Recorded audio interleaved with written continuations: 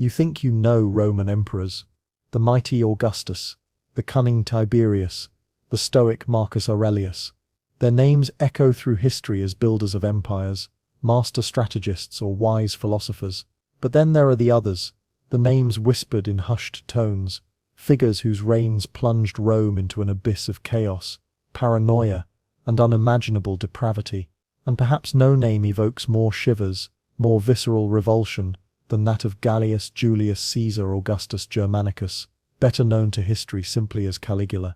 His 4-year rule from 37 to 41 AD wasn't just marked by tyranny and eccentricity, it was a descent into a nightmare where the boundaries of human decency, morality and sanity were not just crossed but obliterated with a sadistic glee.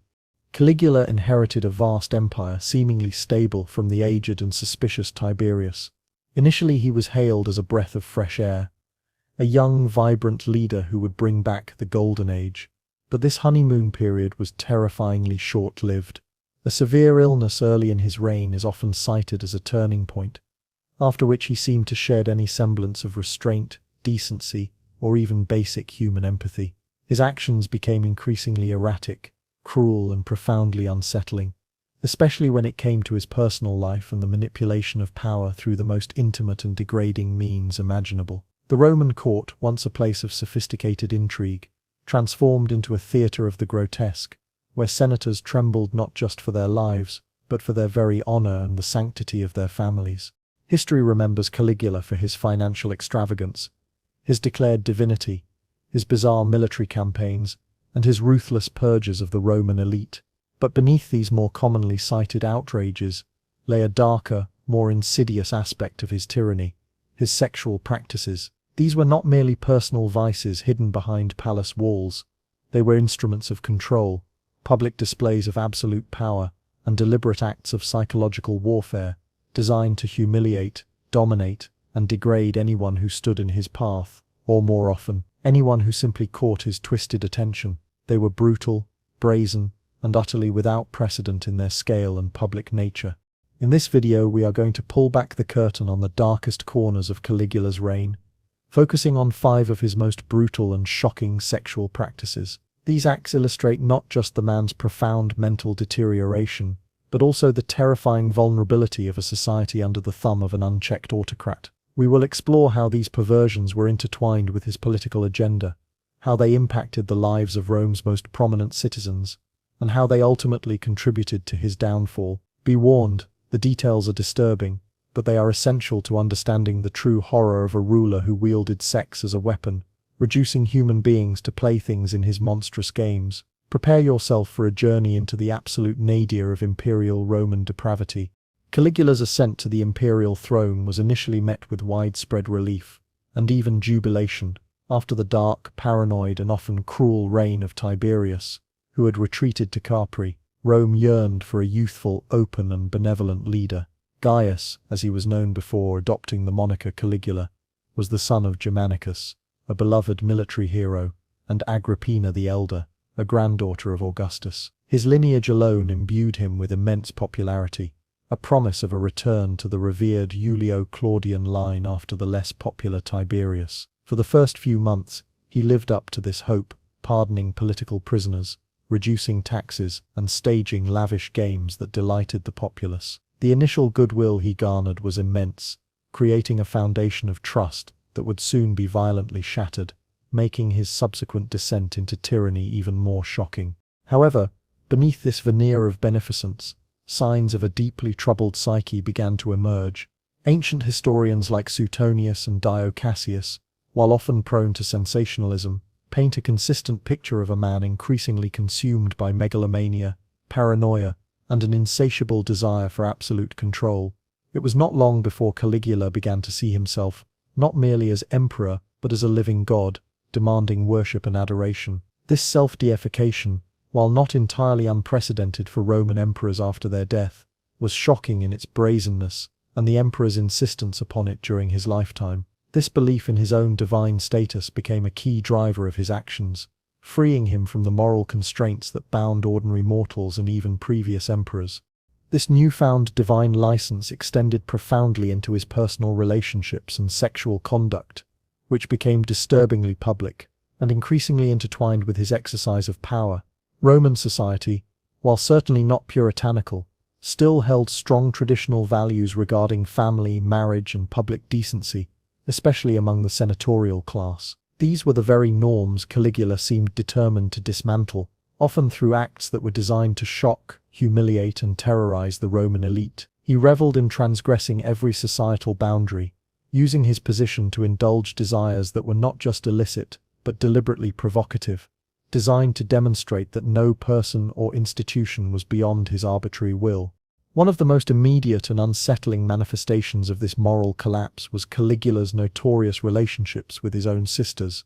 While casual sexual liaisons and even incest within royal or divine bloodlines were known in other ancient cultures, particularly in the Near East, they were anathema to Roman morality. For an emperor to not only engage in such acts, but to do so openly, was a profound and shocking violation of public decorum and religious custom. His sisters, Agrippina the Younger, Drusilla, and Livilla, were not merely subjects of his affection, they became extensions of his imperial will, their bodies and status manipulated to serve his twisted desires and political machinations. This was not a private family matter. It became a public spectacle, forcing the Roman elite to confront a new and terrifying reality, where the emperor's personal perversions were paraded openly as a demonstration of his absolute, unchallengeable authority. The very concept of the Roman family, the bedrock of their society, was being systematically desecrated by the very man sworn to protect it. It was an early, unmistakable signal that Caligula's reign would be defined not just by political repression but by a chilling willingness to tear down every established norm, starting with the most intimate bonds of kinship. The shocking brazenness of these acts set the stage for the even more brutal and widespread sexual degradations that were to follow, laying bare the true extent of his depravity. The incestuous relationships Caligula cultivated with his sisters were perhaps the earliest and most shocking indicators of his profound psychological unraveling and his contempt for traditional Roman values. While the Julio-Claudian dynasty had a history of close family marriages to consolidate power, outright incest was a taboo of the highest order, an act considered abhorrent and sacrilegious. Yet Caligula not only engaged in it but flaunted it, turning what should have been a hidden shame into a public demonstration of his unchallengeable authority. His relationship with Drusilla in particular was the most egregious and well-documented, becoming the central scandal of his early reign and a symbol of his growing tyranny. Drusilla was not just his sister, she was reportedly his favorite, and their bond was said to be alarmingly intense, even before he became emperor. Once on the throne, this bond escalated into an open and scandalous affair.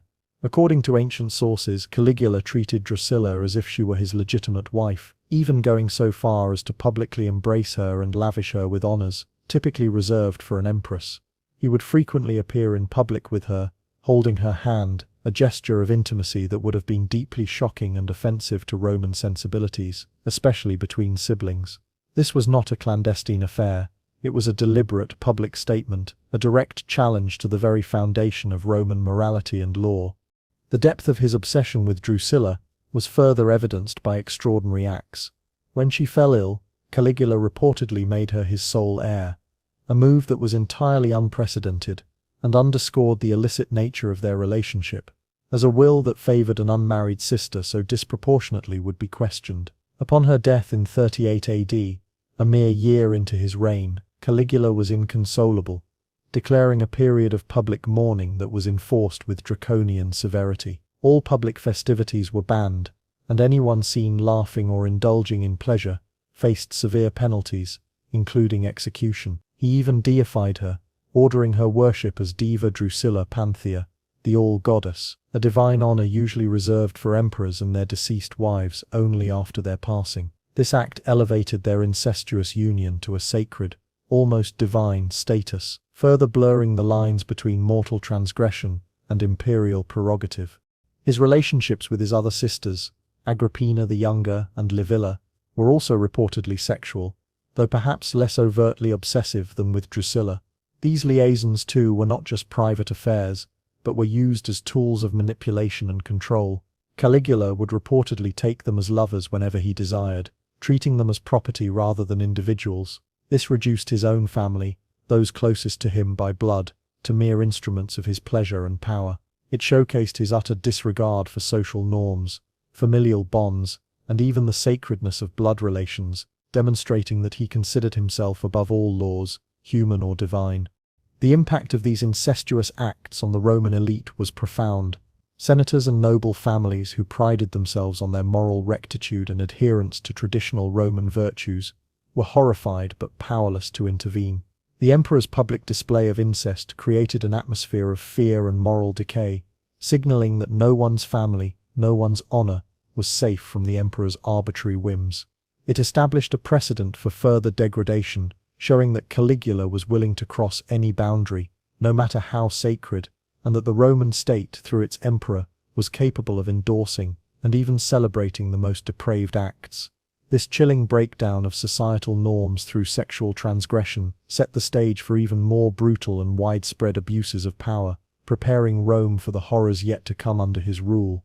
Following his egregious displays of incest, Caligula escalated his sexual depravity into a terrifying new realm: the systematic forced prostitution of noble women and the wives of senators. This was not merely about sexual gratification.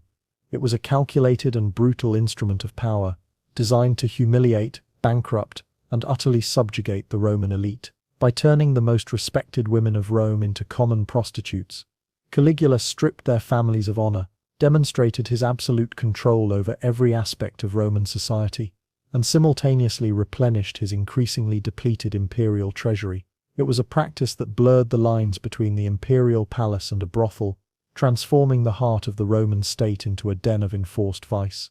The mechanics of this abhorrent practice were as audacious as they were cruel. Caligula allegedly opened a luxurious brothel within the very confines of the imperial palace. The women who staffed this establishment were not slaves or common courtesans. They were the daughters and wives of Rome's most distinguished citizens, senators, equestrians, and high-ranking officials. These women were reportedly summoned to the palace under various pretexts, often for what they believed were formal receptions or imperial audiences. Once there, they found themselves trapped in a nightmarish scenario, forced to parade naked before potential clients, who were then permitted to bid for their services. The humiliation was compounded by the fact that these clients were often the women's social equals, or even their husbands' colleagues. The emperor himself would allegedly act as the pimp, openly displaying the women and extolling their supposed virtues to entice customers. The fees charged for their services were exorbitantly high, and the proceeds flowed directly into the imperial coffers. This forced prostitution served a dual purpose. It filled the emperor's treasury, which he perpetually drained with his extravagant spending, and it served as a perverse form of tax on the Roman aristocracy. Families were not only forced to endure the public shame of their wives and daughters being debased, but they were also financially exploited by the very process. The psychological impact on these women and their families must have been devastating. For a Roman noblewoman, her virtue, her pudicitia, was her most prized possession, the bedrock of her family's reputation and social standing. To have this stripped away publicly and coercively was an act of profound spiritual violence, leaving an indelible stain on their honor that could never be fully cleansed. Husbands and fathers were rendered utterly powerless, forced to watch their loved ones subjected to unimaginable degradation, knowing that any protest or resistance would result in not just their own death, but possibly the further torment of their families. This created an atmosphere of terror and complicity, where silence became the only option for survival. This practice epitomized Caligula's utter disregard for the sanctity of marriage, family, and personal dignity. It was a deliberate, systematic assault on the Roman elite, a calculated move to break their spirit and assert his absolute dominion. By forcing those who should have been the most virtuous and respected members of society into the role of common prostitutes, Caligula demonstrated that no one, regardless of status or reputation, was beyond his reach or safe from his perverse whims. The palace brothel became a chilling symbol of a tyranny, so profound that it reached into the most intimate aspects of private life, turning personal honor into a currency of shame and a weapon of control, setting the stage for even more bizarre and public displays of his unhinged rule.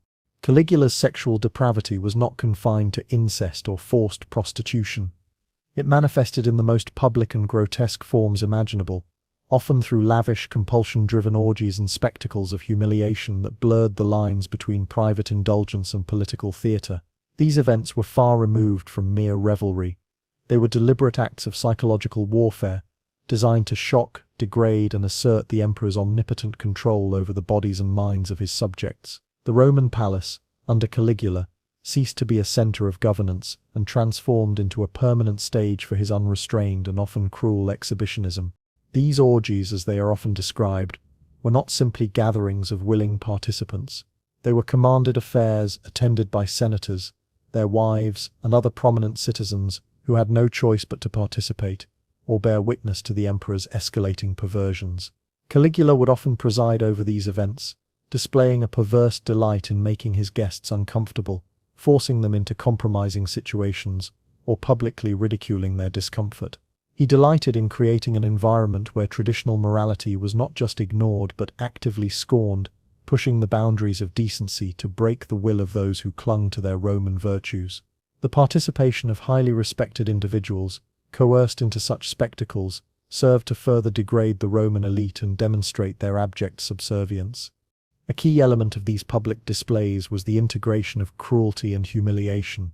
Caligula had a particular penchant for psychological torment, and he expertly wove this into his sexual escapades. He would often comment on the physical attributes of guests in crude and demeaning ways, making explicit remarks about their partners, or forcing couples to engage in sexual acts for his amusement. Imagine a senator, a man of gravitas and honor, compelled to watch his wife being paraded or subjected to the emperor's lecherous gaze, all while maintaining a facade of polite indifference for fear of provoking Caligula's deadly wrath. The mental anguish inflicted by these scenarios was immense, stripping away dignity and replacing it with a pervasive sense of powerlessness. Furthermore, these public sexual acts sometimes involved an element of physical abuse or the threat of it. While specific details of violence during these orgies are somewhat obscured by the sensationalism of ancient texts, the pervasive atmosphere of fear and the emperor's known sadism suggest that compliance was ensured not just by social pressure, but by the very real threat of arbitrary punishment, torture, or execution. Disapproval or reluctance could lead to immediate, brutal consequences, turning every invitation to the palace into a terrifying summons to a potentially degrading ordeal. The guests were not just witnesses, they were involuntary participants in a theatrical display of omnipotent power and sexual sadism. These public displays of depravity served to demoralize the entire Roman elite, eroding their self-respect and making them collaborators, even if unwillingly, in the emperor's monstrous regime. They exposed the raw, unchecked power of Caligula, demonstrating that no aspect of life, not even the most private or sacred, was immune from his control. By forcing senators and their wives to participate in or observe such grotesque scenes, Caligula transformed them from independent individuals into cowering subjects, completely reliant on his whims for their safety and honor. This systematic degradation, enacted through public sexual coercion and humiliation, was a deliberate strategy to dismantle any remaining pockets of resistance and to solidify his image as an all-powerful, unchallengeable ruler, paving the way for even more disturbing acts of sexual terror. Caligula's perversions were not merely about sexual acts. They were fundamentally about power, control, and the utter degradation of his victims. He masterfully employed sexual humiliation and psychological torture as instruments to break the will of individuals, particularly those in positions of power or influence. For Caligula, sexual acts were often a means to an end, a weapon in his arsenal of terror, designed to shatter the dignity and self-respect of anyone who dared to cross him, or simply caught his arbitrary and sadistic attention. This went far beyond mere physical abuse. It targeted the very essence of a person's identity and honor. One particularly brutal aspect of this practice was his tendency to force individuals, often men of high standing, to engage in acts that were deeply shameful or effeminizing by Roman standards. For instance, he reportedly delighted in compelling senators to serve him in sexually degrading ways, sometimes requiring them to perform subservient roles that stripped them of their masculine pride and authority. In Roman society, where masculinity was closely tied to power, control, and public image, being subjected to such acts was considered a fate worse than death. It wasn't about the act itself, but the public emasculation, the forced submission to the emperor's perverse will, and the indelible mark of shame it left on the individual and their family. Caligula also employed psychological sexual torture by manipulating his victims' relationships and publicly shaming their intimate lives. He would make vulgar comments about wives in front of their husbands, or force spouses to confess their private sexual habits, or even compel them to engage in acts they considered abhorrent, all for his amusement and to demonstrate his absolute dominance. The fear of what Caligula might demand, or what secret he might expose or fabricate, hung heavy over the Roman court. This pervasive anxiety was itself a form of torture, forcing people to live in a constant state of dread, never knowing when they might be singled out for his next perverse game. The emperor's sadism also manifested in his alleged delight in discussing intimate details of his victims' sexual lives, often fabricating stories or exaggerating truths, and then spreading these rumors to destroy their reputations. For a Roman, a ruined reputation was a catastrophic blow, often leading to social ostracization and political ruin. By twisting and exposing the private lives of his targets, Caligula ensured their complete isolation and vulnerability. This technique was particularly insidious because it extended the humiliation beyond the immediate act, tainting the victim's social standing and future prospects long after the encounter itself. Furthermore, Caligula would often use the threat of sexual violence, not just against individuals but against their entire families, to ensure compliance. A senator who displeased him might find his wife or daughters suddenly summoned to the palace for an undisclosed purpose, creating agonizing suspense and fear. This weaponization of potential sexual harm was a constant undertone of his reign, a chilling reminder that no one's safety or honor was secure. This brutal strategy of sexual humiliation and psychological torture was incredibly effective in breaking the spirit of the Roman elite, turning them into servile, fear-ridden puppets. It solidified his tyrannical grip, proving that he could not only control their bodies but also their very identities and sense of self, a truly terrifying manifestation of unchecked imperial power. The absolute nadir of Caligula's sexual depravity involved acts so extreme, so utterly unconventional, that they have continued to shock and repel historians for centuries. These were not merely transgressions of social norms, but dives into the truly bestial and the profoundly bizarre, further cementing his reputation as a ruler consumed by madness. While historical accounts from the ancient world can sometimes be exaggerated for dramatic effect, the consistency of these reports across multiple sources paints a picture of a man who left no perversion unexplored, no boundary uncrossed, in his relentless pursuit of gratification and power. These final acts demonstrate a complete detachment from reality and human empathy, showcasing the horrifying endpoint of unchecked imperial power. One of the most frequently cited and deeply unsettling practices attributed to Caligula was bestiality, specifically his alleged sexual relations with animals. While often used as a hyperbolic accusation against depraved rulers in antiquity, in Caligula's case, it is mentioned in contexts that suggest it was part of his wider pattern of deliberate transgression. While details are scant, the mere allegation underscores the extent to which he was perceived to have abandoned all forms of conventional human conduct and embraced the most primitive and shocking forms of sexual expression.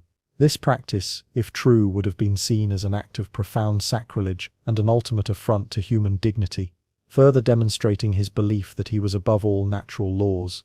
Beyond bestiality, Caligula was also notorious for engaging in sexual acts that were considered highly unusual and publicly grotesque, often integrating elements of violence, sadism, and mockery. He reportedly enjoyed forcing people into elaborate and degrading sexual scenarios, sometimes involving public nudity, unusual positions, or the deliberate breaking of taboos in front of an audience. These acts were often coupled with psychological abuse, where victims were ridiculed, demeaned, and stripped of their dignity in the most humiliating ways possible. The goal was not just pleasure, but the public emasculation and degradation of those involved, proving that he could force anyone to do anything for his amusement.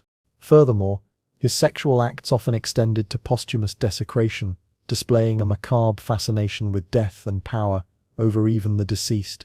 While sources are less explicit on strictly sexual acts after death, his general behavior regarding corpses, such as reportedly opening tombs and disturbing remains, hints at a perverse curiosity that could easily translate into sexualized acts of desecration. His treatment of the dead, like his treatment of the living, was characterized by a desire to exert absolute control and to violate every sacred boundary, pushing the limits of what was considered humanly acceptable. This profound disrespect for the dead further illustrates the depth of his detachment from moral norms.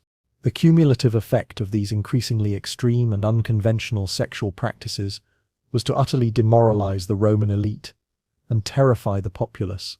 Caligula had systematically dismantled every pillar of Roman society: family, honor, public decency, and even the natural order. His reign became a waking nightmare where no one was safe, and no form of degradation was off limits. These final, most brutal practices underscore the utter madness that gripped the emperor, driving him to acts that defied all understanding. They reveal a man who had become a living embodiment of unrestrained tyranny, where power was used not for governance, but for the sadistic gratification of his most perverse desires, ultimately leading to a conspiracy that would brutally end his reign and bring his terrifying sexual abuses to a permanent halt. The reign of Caligula, brief yet horrifically impactful, stands as a stark and chilling testament to the dangers of unchecked absolute power.